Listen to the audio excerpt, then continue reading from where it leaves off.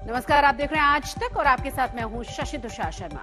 मुंबई के कांदिवली की एक सोसाइटी के सदस्यों के साथ कैसे वैक्सीन लगवाने के नाम पर ठगी हुई है, यह खुलासा आज तक ने किया था।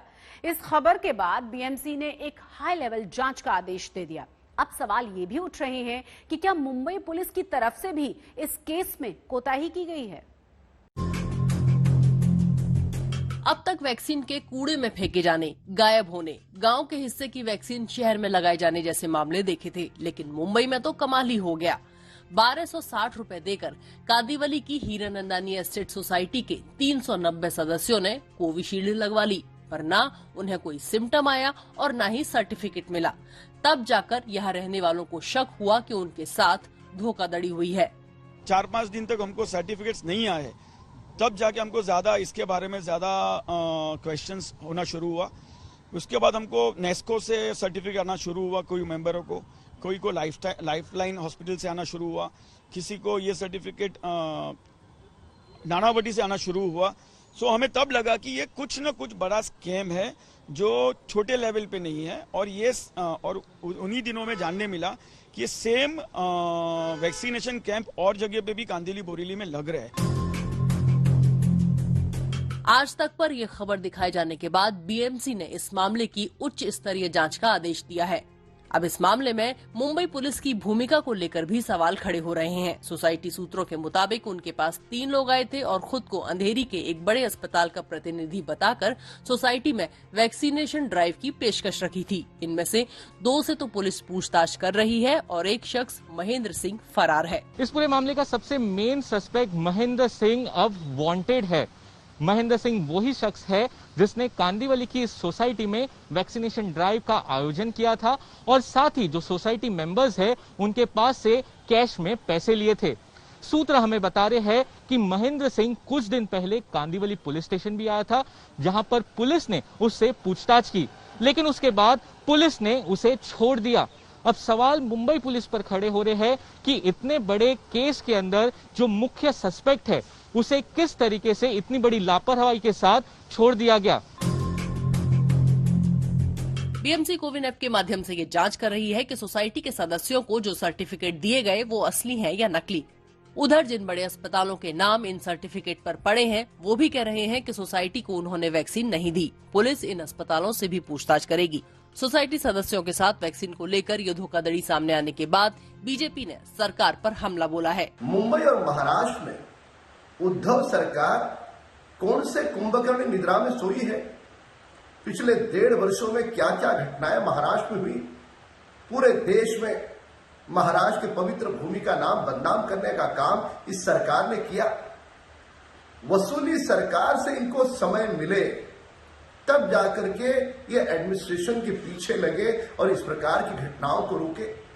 शिवसेना नेता कृष्णा हेगड़े ने राम कदम को जवाब देते हुए ट्वीट किया, राम भाऊ, अगर पढ़े लिखे लोगों की सोसाइटी जिसमें डॉक्टर भी शामिल हो वो झांसे में आ गई तो इसमें सरकार कैसे जिम्मेदार है? अगर आपके ही तर्क से बात की जाए तो क्या उस क्षेत्र वार्ड के बीजेपी विधायक और कॉरपोरेटर सो रहे थे? राजनीति अपनी जगह है, मगर सोसाइटी के सदस्यों के लिए इस वक्त सबसे बड़ी चिंता ये है कि उन्हें जो डोज दी गई अगर वो कोविशील्ड नहीं थी तो क्या थी। सभी परिवार को ये प्रॉब्लम है और हम लोग सोच रहे हैं कि किसी डॉक्टर की एडवाइस ले और इसके बारे में आगे क्या कार्रवाई करे, सबकी इम्यूनिटी चेक करे कि क्या हुआ, हमें क्या इंजेक्ट किया है। पहले तो कोई ऐसी कोई चीज नहीं डाल दी कि जिसकी साइड इफेक्ट आए।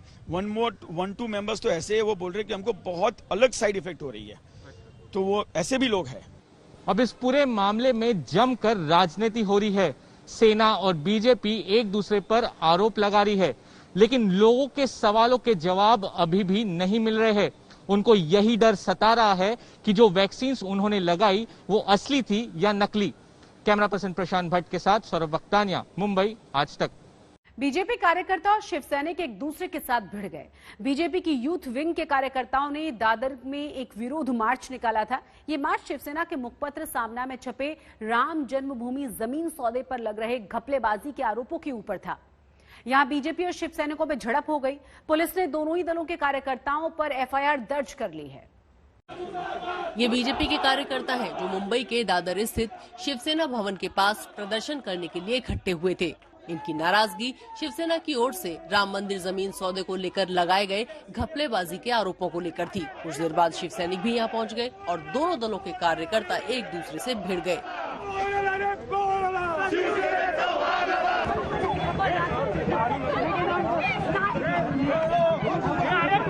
अध्यक्ष मैडम अक्षय तेंदुलकर जी, मैं और मेरा युवा मोर्चा अध्यक्ष, हम चल के जा रहे थे। वहां पर उतने में चार शिव सैनिक पीछे से आए। उन्होंने कॉल करके शिवसेना सेना भवन के लोगों को बुलाया। उसमें हम लोग का मेरा अध्यक्ष है युवा मोर्चा का, उसको घेर लिया। उसको घेर लेने के बाद उन्होंने मारामारी चालू की। उसके साथ मारामारी चालू करके मैं उनको बचा रहा था। अक्षय जी को उन्होंने पेट में लात मारा, एक महिला को उन्होंने पेट में लात मारा। तब मैं उनको बचाने गया। उसमें से उनके महिलाएं आए, गुंडे महिलाएं आए, शिवसैनिक आए। उन्होंने हमको पकड़ के मारने चालू किया। हम लोग सेना भवन के पास पहुंचे थे। सेना भवन के पहले ही हमको रोका गया पुलिस ने हमको 50 लोगों की दी परमिशन कि 50 लोगों से शांतता से आंदोलन कर लीजिए। हमने आंदोलन पूरा किया। आंदोलन पूरा होने के बाद पुलिस ने कुछ लोगों को अटक किया और हम कुछ लोगों बाइक गाड़ी थी वहाँ पे लेने गए तो 150 से 100 लोग शिवसैनिक वहाँ पे खड़े थे। उन्होंने डायरेक्टली अटैक मूड में आके हम लोग को मारना चालू किया। कुछ मेरा युवा मोर्चा का अध्यक्ष था, उसको मारना चालू किया। फिर अक्षय तेंदुलकर को धक्का मुक्की हुई तो हमने उनको बचाने गए थे, तो बचाने के ऊपर हम लोग को भी हल्ला होगा। पुलिस ने 7 शिव सैनिकों के खिलाफ हमला करने, दंगा करने आदि धाराओं के तहत एफआईआर दर्ज की है, जबकि 30 बीजेपी कार्यकर्ताओं के खिलाफ नेशनल डिजास्टर मैनेजमेंट एक्ट के तहत मामला दर्ज किया गया है। बीजेपी कार्यकर्ताओं के मास्क गले पर लटक रहे थे। जब भी बड़े चौक से कोई कार्यकर्ता पत्थर बित्तर लेके सेना भवन के ऊपर पत्थरबाजी करेंगे, इस ढंग का माहौल तैयार हुआ। तभी ये सारे शिवसेना के फुटपाथ पे आ गए और सामने से जब भारतीय जनता पक्ष के कार्यकर्ता आ गए तभी हमारी जो महिला आघाड़ी थी वो उनके सामने थी और दोनों में थोड़ा सा तू मैनमय हो गया। तभी उनकी जो महिला आघाड़ी थी उन्होंने गाली गल्लोच करना चालू किया और उसका अपोज हमारी महिला आघाड़ी ने किया। सेना भवन का रक्षा करना हमारा कर्तव्य है, इसलिए सरवणकर साहब के नेतृत्व में हम सभी महिला आघाड़ी और सब इधर खड़े थे, शांति से खड़े थे। शुरुआत उन्होंने की और ये आपने भी देखा है कितने सारे मीडिया के प्रतिनिधि यहाँ थे, उन्होंने शुरुआत की, हमने नहीं की। मंगलवार को शिवसेना के मुखपत्र सामना में छपा था कि राम जन्मभूमि डील को लेकर जो आरोप लग रहे हैं, पीएम मोदी और आरएसएस प्रमुख मोहन भागवत को उस पर ध्यान देना चाहिए। मुंबई से मुस्तफा शेख के साथ आज तक ब्यूरो। अभी तक बहस इस बात पर हो रही थी कि कोरोना वैक्सीन कितनी कारगर है, लेकिन आज एक नई बहस शुरू हो चुकी है जिसका विषय है कोरोना वैक्सीन शाकाहारी है या मांसाहारी। इस बहस को एक आरटीआई के सहारे जन्म दिया गया है कांग्रेस के नेशनल कोऑर्डिनेटर गौरव पांधी ने।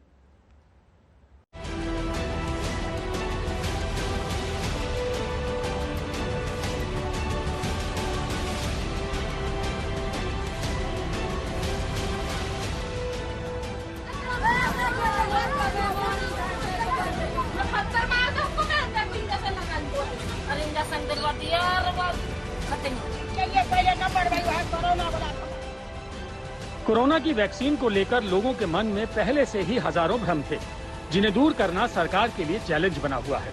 और आज वैक्सीन के वेज या नॉन वेज होने पर नया भ्रम पैदा हो गया और इस भ्रम का स्रोत है ये आरटीआई। ये आरटीआई विकास पाटनी नामक व्यक्ति ने डाली थी, जिसमें सवालों के जवाब दिए हैं central drug standard control organisation ने। इस आरटीआई के 12 में से एक सवाल के जवाब में कहा गया है कि बछड़े के सीरम का उपयोग वीरो सेल्स के रिवाइवल प्रोसेस के लिए किया जाता है। आरटीआई में साफ साफ शब्दों में लिखा है कि इस प्रोसेस का इस्तेमाल भारत बायोटेक द्वारा कोवैक्सीन बनाने में किया जा रहा है। यहीं से भ्रम की शुरुआत होती है। सबसे पहले कांग्रेस नेता गौरव पांधी सरकार की मंशा पर सवाल उठाते हैं। Cow calf serums, which is actually clotted blood obtained after slaughtering the young cow calves. Government should not betray the faith and belief of people. That people should go for the vaccines, yes. That's the only way to defeat the pandemic. But it is equally important for the government to not betray the faith and belief of people. तो क्या वाकई Covaxin में नवजात बछड़े के serum का इस्तेमाल होता है? कांग्रेस जो आरोप लगा रही है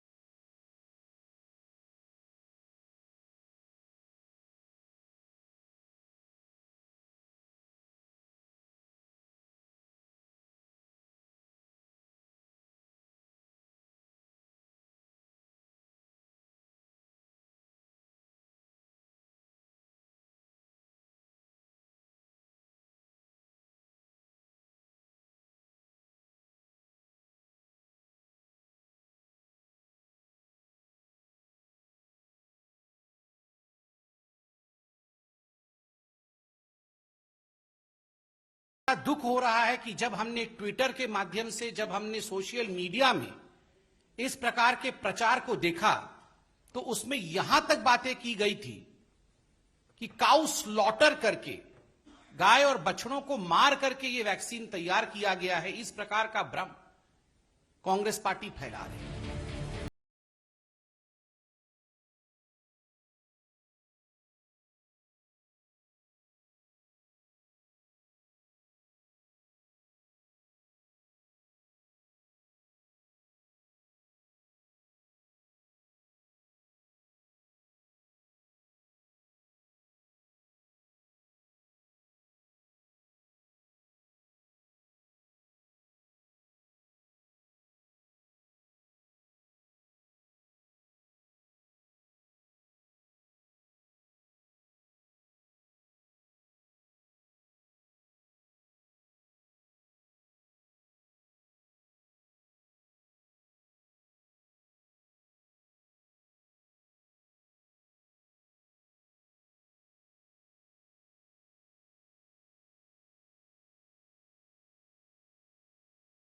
यही वैक्सीन नहीं है, बहुत सी वैक्सीन है जिसको कल्चर करके ग्रो करते हैं।